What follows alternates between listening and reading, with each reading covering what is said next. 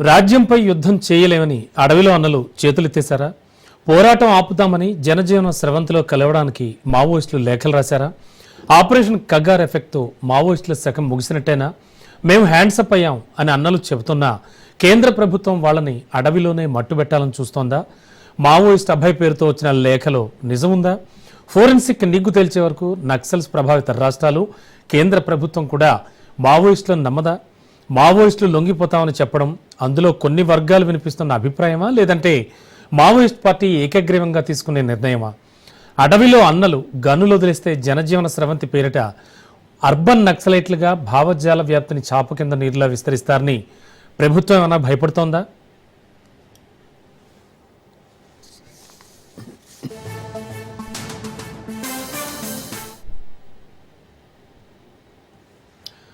అభయ్ పేరుతో వచ్చిన లేఖపై కేంద్ర రాష్ట్రాల ఇంటెలిజెన్స్లు పోస్టుమార్టం చేస్తున్నాయి.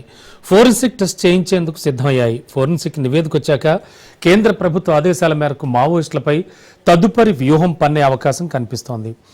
నేషనల్ ఇన్వెస్టిగేషన్ ఏజెన్సీ ఎన్ఐఏ అధికారులు అభయ్ విడుదల చేసిన లేఖపై చర్చించినట్లు సమాచారం. తెలంగాణలోని ఎస్ఐబి ఇంటెలిజెన్స్ అధికారులు సంయుక్తంగా సమావేశమై సుదీర్ఘ సమాలోచనలు చేసినట్లుగా తెలుస్తోంది. తెలంగాణలోని మావోయిస్ట్ ప్రభావిత జిల్లాలైన ఉమ్మడి కరీంనగర్, నిజామాబాద్, ఆదిలాబాద్, మహబూబ్ నగర్ జిల్లాల ఎస్పీలు అభయ్ లేఖ, ఆ తర్వాత పరిణామాలపై క్షేత్రస్థాయిలో వివరాలు సేకరించినట్లు సమాచారం. మావోయిస్టుల బలం తగ్గిందని నమ్ముతున్న సర్కార్లు వారిని ఆయుధాలు విడిచిపెట్టే వారంతటా వారే లొంగుబాట్లు చేసేలా ప్రయత్నిస్తున్నాయి. ఆపరేషన్ కగ్గార్ తర్వాత ఈ మధ్యకాలంలో జరుగుతున్న భారీ ఎన్కౌంటర్లు మావోయిస్టులను ఉక్కిరిబిక్కిరి చేస్తున్నాయి. దీంతో లొంగుబాట్ల పరంపర కొనసాగుతోంది. తాజాగా ఈ మధ్య దివంగత మావోయిస్టు కిషన్జీ భార్య సుజాత లొంగిపోయారు. చాలామంది నక్సలైట్లు పోలీసుల ముందు హ్యాట్సప్ అంటున్నారు.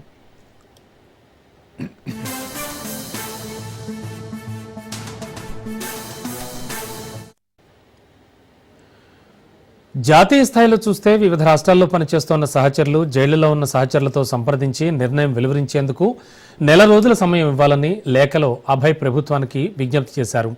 ఈ ప్రాసెస్ జరిగేందుకు నెల రోజుల సమయం పడుతుందని, అప్పటి వరకు కాల్పుల విరమణ, గాలింపు చర్యలను నిలిపివేయాలని అభయ్ కోరారు. ఈ ఏడాది మార్చి నుంచి శాంతి చర్చలకు తాము ప్రయత్నిస్తుంటే ప్రభుత్వం పట్టించుకోవడం లేదని, అందుకే మరోసారి మావోయిస్ట్ పార్టీ కేంద్ర కమిటీ ప్రతినిధి అభయ్ పేరుతో అధికారిక ప్రకటన విడుదల చేశామని పార్టీ చెబుతోంది. మొత్తానికి అభయ్ లేఖ అటు మావోయిస్ట్ పార్టీలో ఇటు కేంద్ర రాష్ట్ర ప్రభుత్వాల్లో ఆలోచన అయితే రేకెత్తిస్తోంది. ప్రభుత్వం శాంతి చర్చలకు ఒప్పుకుంటుందా, లేదంటే అడవిలో యుద్ధం కొనసాగుతుందా అనేది మాత్రం కొన్నాళ్లలో ప్రభుత్వ ప్రకటనతో తేలిపోనుందనే టాక్ అయితే వినబడుతోంది.